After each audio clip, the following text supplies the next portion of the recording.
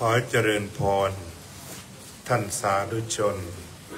พุทธบริษัททั้งหลายวันนี้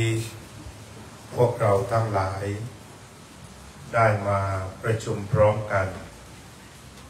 ณวัดพุทธปัญญาเมืองโพโมนารัฐแคลิฟอร์เนียประเทศสหรัฐอเมริกาเพื่อจะได้ทำพิธีสวดอภิธรรมบำเพ็ญบุญบำเพ็ญกุศลเป็นทักษิณานุปทานกิจ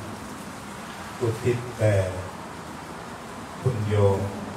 กาญจนาครอบทองหรือชาววัดพุทธปัญญาโดยทั่วไปรู้จักว่าพี่จวบหรือน้องจวบตามอายุอานามที่มีความนับถือกันตามประเพณี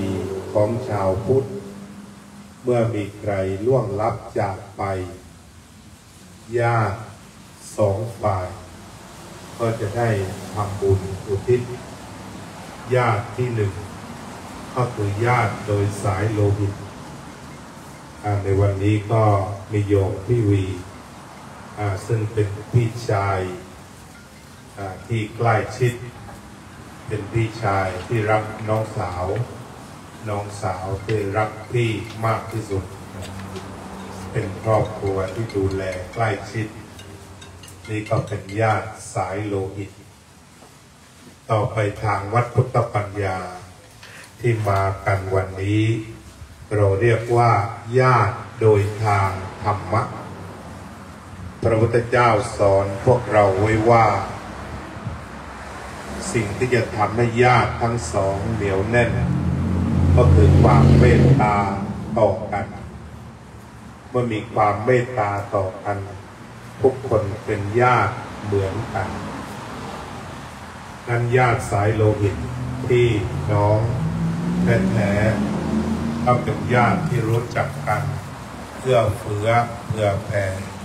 ดูแลอย่างใกล้ชิดญาติโดยสายโลหิตเกิดขึ้นได้เพราะว่าเรามีบรรพบุรุษร่วมกันถ้าพี่น้องมีธรรมะดูแลซึ่งกันและกันอีกก็จะทำให้ความใกล้ชิดสนิทสนมพระพุทธเจ้าตรัสคำจำกัดความคำว่าญาติไว้ว่าวิสาสะปรมายาติความใกล้ชิดเป็นญาติอย่างยิ่ง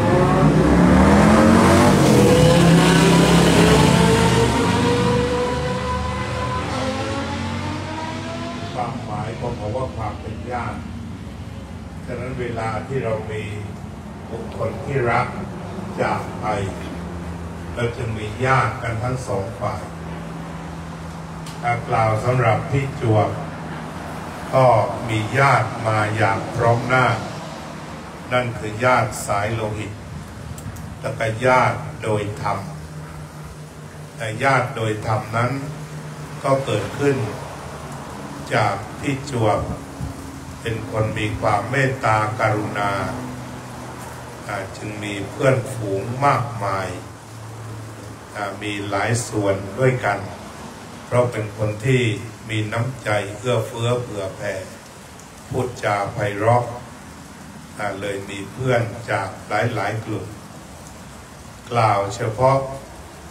เกี่ยวกับเรื่องของวัดพุทธปัญญาโยมจวบแล้วก็พี่วีก็ได้มาช่วยกันอย่างต่อเนื่อง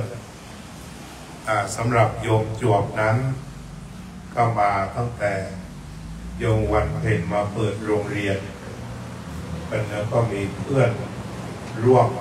พาลูกมาเรียนหนังสือกันตั้งแต่ยุคโน้น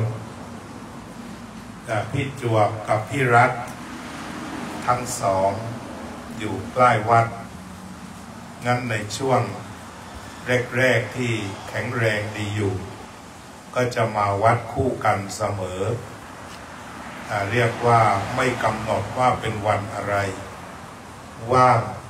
เมื่อไหร่ ก็จะเข้ามาที่วัดอย่างน้อยอาทิตย์ละครั้ง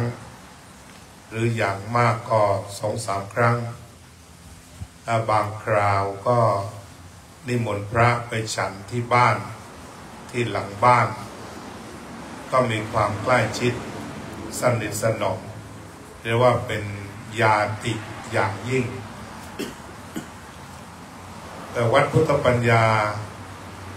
มาถึงวันนี้ก็เรียกว่า20 กว่าปีเต็มมาด้วยมือของทุกคนมาด้วยหัวใจที่มีน้ำใจดีของทุกคนช่วยงานสนับสนุนกำลังกายกำลังใจกำลังทรัพย์ทุกประการส่งต่อสืบทอดกันมาอาตมาภาพและก็ประสงค์ในฐานะถือว่าอาสาสมัครมาปฏิบัติหน้าที่คอยดูแลสถานที่ดูแลพี่น้องตามประเพณีไทยเกิดแก่เจ็บตายนี่คือภารกิจหลักที่สำคัญตอนมาที่นี่ท่านประธานสมัชชาเขาพูดไว้อย่างดีว่าเรามาดูแลพี่น้องเราที่มาทำงานกันอยู่นี่นะท่านมหาและท่านก็ขอให้เขามาเป็นพระธรรมทูตพิเศษคือไม่ต้องอบรมเหมือนว่าจะมีอยู่รูปเดียวแต่ว่าคำสั่งของท่านรู้สึกว่าซาบซึ้งลึกซึ้งกินใจอาตมาก็รับเป็นนโยบายว่าจะต้องทำให้ดีที่สุดอยากพี่น้องของเราเหน็ดเหนื่อยจากการทำงานมาวัดวาอารามก็มาให้สบายใจเมื่ออายุมากขึ้นหรือเข้าสู่วัยผู้สูงอายุวัดก็จะเป็นศูนย์รวมของการพบปะดูแลพี่น้องของเราหลายปีที่ผ่านมาพี่จวบก็เรียกว่าเป็นผู้อุปถัมภ์รายใหญ่จนกระทั่งพี่รัฐก็จากไปก่อนต่อมาพี่ก็ต้องขับรถมาคนเดียวก็เก่งขึ้นมาได้ขึ้นได้ร่วมกิจกรรมทุกประเภทโดยเฉพาะอาหารการฉันไม่ให้ขาดไม่ว่าจะเป็นอาหารพร้อมฉันก็ไม่ขาดจะเป็นอาหารผักจะเป็นไข่ต่างๆที่ว่าจะนำมาเก็บไว้ในวันที่ขาดแคลนที่ก็ดูแลอย่างใกล้ชิดได้ร่วมทุกกิจกรรมของวัดในช่วงก่อนโควิดเราก็มีนั่งสมาธิกันอยู่เป็นประจำพี่ก็ไม่เคยขาดและได้มาร่วมเป็นคณะกรรมการวัดช่วยกันคิดช่วยกันทำช่วยกันพัฒนาอย่างสม่ำเสมออาตมาคิดว่าพี่จวบนั้นเป็นคนเกิดมาโชคดีเริ่มตั้งแต่มีพี่ชายที่ดีเท่าที่ได้เล่าให้ฟังดูแลน้องตั้งแต่เรียนหนังสือจนมาถึงที่นี่ก็ดูแลเป็นอย่างดีต่อมาก็ถือว่าเป็นคนที่เข้าวัดเข้าวาตั้งแต่ยังสาวและได้พบกับพี่รัฐซึ่งเป็นลูกชายวัยยาวัยกรที่วัดใหญ่วัดเจ้าหน้าจังหวัดปทุมธานีจากที่บ้านพี่ก็เลยกลายเป็นที่พักของพระหลายรูปเวลาไปมาเช่นเจ้าคณะจังหวัดปทุมธานีเป็นต้นแล้วว่าเกิดมาในตระกูลสัมมาทิฏฐิแล้วก็เป็นผู้ตั้งอยู่ในธรรมได้ใช้ชีวิตนี้ในการทำบุญอย่าง คุ้มค่ารายการธรรมะของอาตมาพี่ก็ติดตามไม่เคยขาดนอกจากเวลาที่ไม่สบายในช่วงที่ทราบข่าวว่าพี่ไม่สบายอยู่มาวันหนึ่งก็เข้ามาสวัสดีในรายการอาตมาก็ถือสัญญาณนี้บอกพี่น้องว่าพี่ดีขึ้นเพราะว่าเข้ามาชมรายการได้แล้วอันนี้ก็ถือว่าเป็นผู้ที่ตั้งอยู่ในธรรมตลอดนอกจากนี้ก็ยังเป็นน้องสาวที่ดีเช่นบรรดาพี่ๆทั้งหลายที่อยู่กันก็สนทนากันเป็นเพื่อนคุยกันชิคาโกบ้างที่นี่บ้างที่ได้รู้จักมักคุ้นกันก็เรียกว่าพูดคุยเป็นญาติสนิทมิตรสหายกันแม้วันนั้นอาตมากลับมาจากโรงพยาบาลท่านอาจารย์ดร.มหานรินทร์ท่านบอกข่าวว่านิมนต์อาจารย์กลับมาด่วนเพราะอาตมาก็ไปตรวจตาก็เกือบจะ11 โมงก็คิดว่าคงจะมาไม่ทันก็ได้ทราบข่าวจากพี่มนัสโยมนพพรว่าโยมเสียแล้ว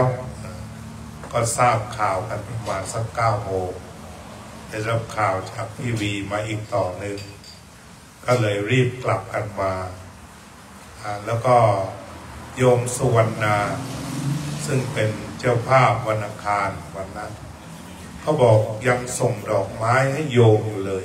เมื่อคืนนี้ว่าอย่างนั้นก็แสดงว่าในช่วงเย็นๆก็น่าจะปกติรู้สึกว่าก็ยังไม่มีอะไรวุบวับไปแต่ว่าอาจจะมีอะไรเราก็ไม่ทราบแต่ว่าเบาหวานเนี่ยนะส่วนใหญ่ก็ขึ้นลงอาตมาก็เป็นเพื่อนร่วมโรคของพี่มาร่วม20 ปีแหละเจอหน้าก็ถามกันว่าเท่าไหร่กันอยู่แลกยากันบ้างอะไรกันบ้างอยู่อันนี้ก็น่าจะสังเกตว่ามันขึ้นลงไวว่างั้นบรรดาชาวเบาหวานก็สังเกตว่าถ้าเกิดมันลงต่ำกว่า60ก็มึนอยู่เหมือนกันในบางคราวก็มีประสบการณ์ทีนี้อาจจะเป็นเช่นนั้นก็ได้คือพอปลายแล้วเบาหวานเนี่ยมันขึ้นไวลงไวเพราะฉะนั้นก็อยู่ในวัยที่ก็จะต้องดูแลกันเต็มที่พี่ก็ดูแลสุขภาพเต็มที่บางวันน้ำตาลสวยๆก็บอกกันมาเรื่อยก็เป็นกำลังใจแก่กันและกันถ้าขึ้นสูงเราก็เงียบๆกันไว้ก่อนเมื่อไรสวยๆ110 109คุยใหม่แต่ถ้า300ก็เงียบไว้ก่อนก็อยู่อย่างนี้ก็ประคับประคองกันไปฉะนั้นนี่ก็คือความใกล้ชิดของทางวัดพุทธปัญญาที่เราก็มีปณิธาน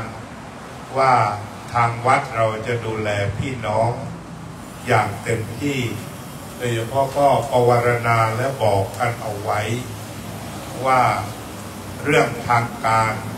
ก็ให้เป็นเรื่องครอบครัวดูแล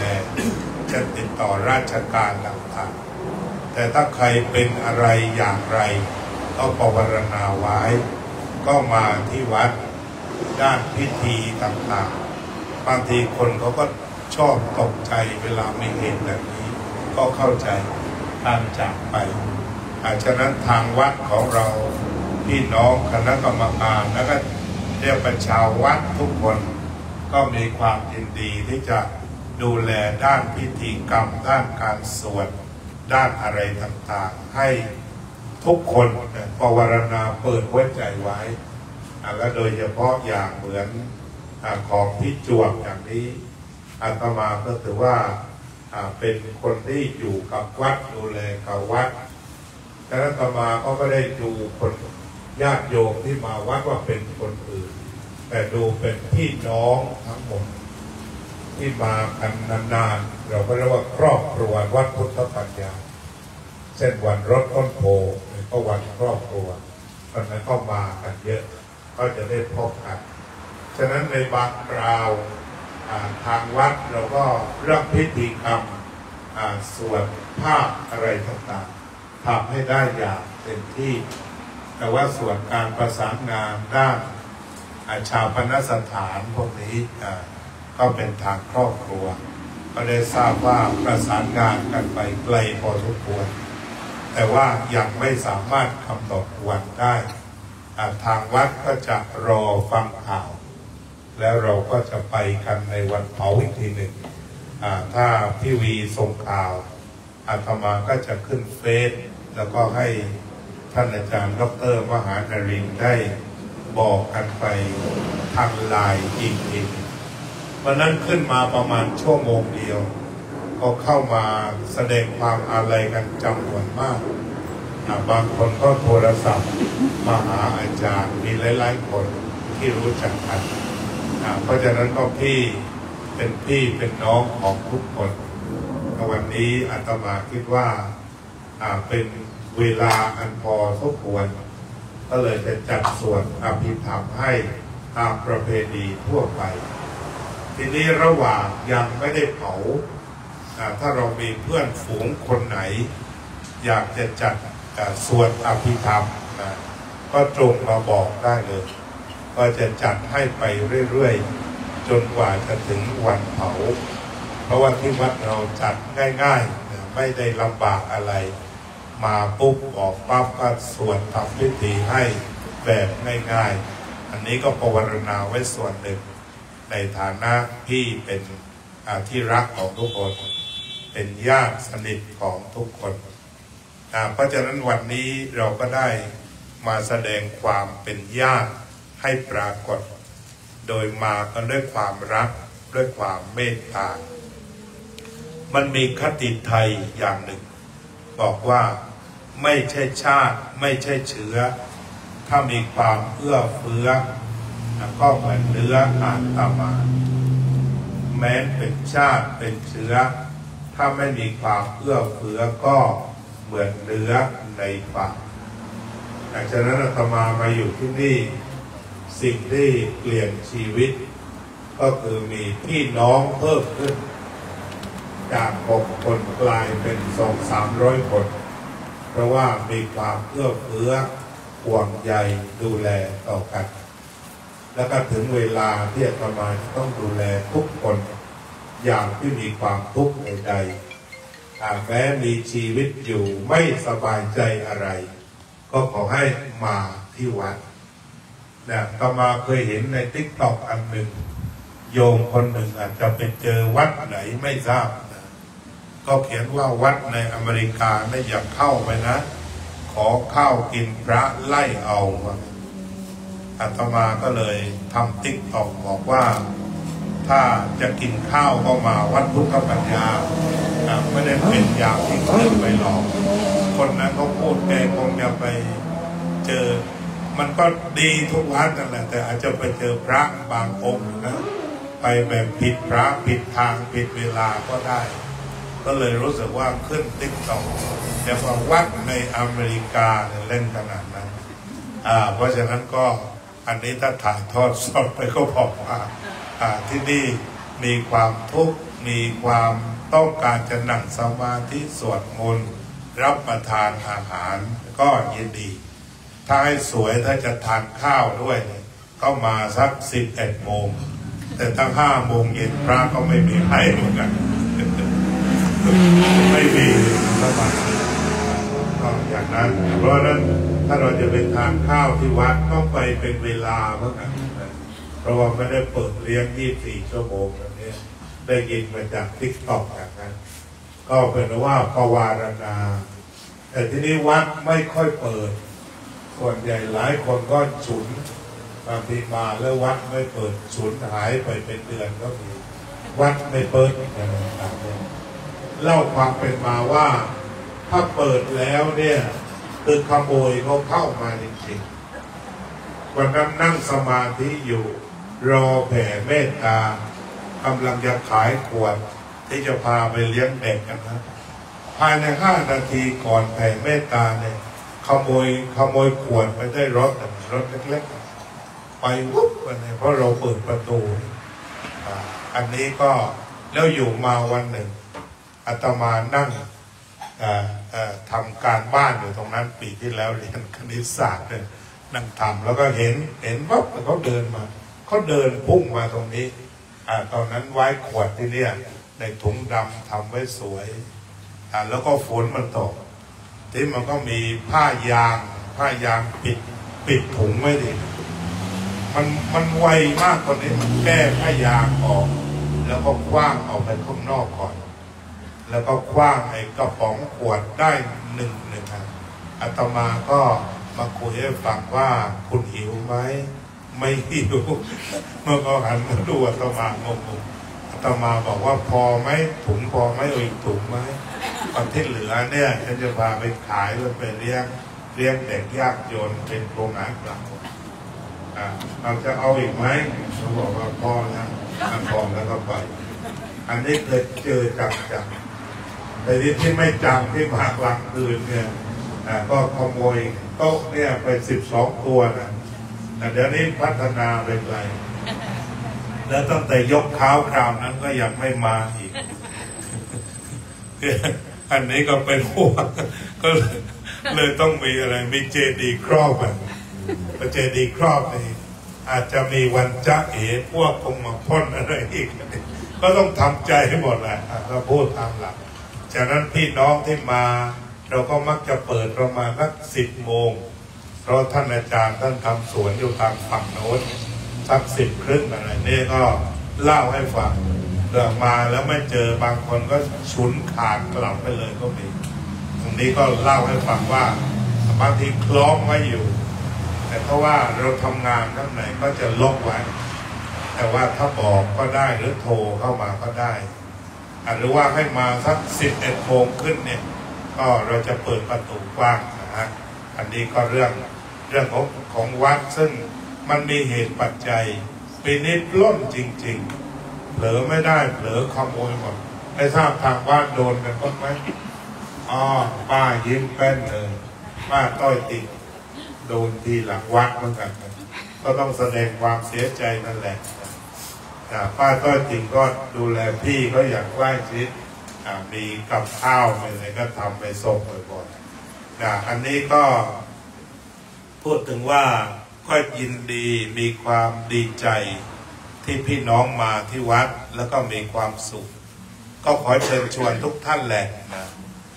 มีชีวิตอยู่ก็มาหาความสุขที่วัดสะสมบุญที่วัดในเวลาอันสมควรและหากวันไหนเราต้องจากไปตามกาลเวลาทางวัดหรือว่าชาววัด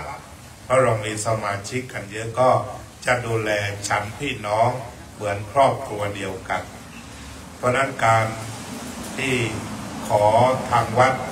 รอคอยว่าจะทำบุญให้พี่เมื่อไหร่ก็ได้ความรู้สึกแบบนี้รู้สึกของความเป็นพี่เป็นน้องที่มีความใกล้ชิดกันอันนี้ก็คือความเป็นมาของการทำบุญในวันนี้และในชีวิตของพี่นั้นก็มีแต่การทำบุญอาตมาคิดว่าเมื่อพี่จากโลกนี้ไปก็จะไปสู่สุคติด้วยบุญกุศลที่ได้สะสมเอาไว้มากงั้นในวันนี้อาตมาก็ขอขอบคุณพี่น้องทุกฝ่ายทั้งญาติสายโลหิตและก็ญาติโดยธรรมเป็นเพื่อนทุกส่วนของอาโยมพี่จวบที่ได้มาร่วมในวันนี้เดี๋ยวเราก็จะได้ถวายสังฆทานแล้วก็ได้ตั้งจิตอธิษฐานที่มีน้ำกรวดก็กรวดน้ำที่มีจิตใจอันบริสุทธิ์ก็จะอธิษฐานจิตในจิตลึกๆว่าด้วยความดีที่พวกเราได้ทำร่วมกันอีกครั้งหนึ่งในวันนี้ด้วยกายวาจาและใจด้วยทานด้วยศีลด้วยภาวนาขอบุญกุศลนี้จงสำเร็จแก่โยมการจนาครอบครองหรือแก่ที่จวบขอให้ได้เสวยความสุข ในทิพยสถานตามสมควรแก่บุญที่ได้สะสมไว้ดีแล้วจงมีแต่ความสงบเย็นตลอดไปก็ขออนุโมทนาขอบคุณพี่น้องทุกฝ่ายไว้ณโอกาสนี้ขอให้เจริญพร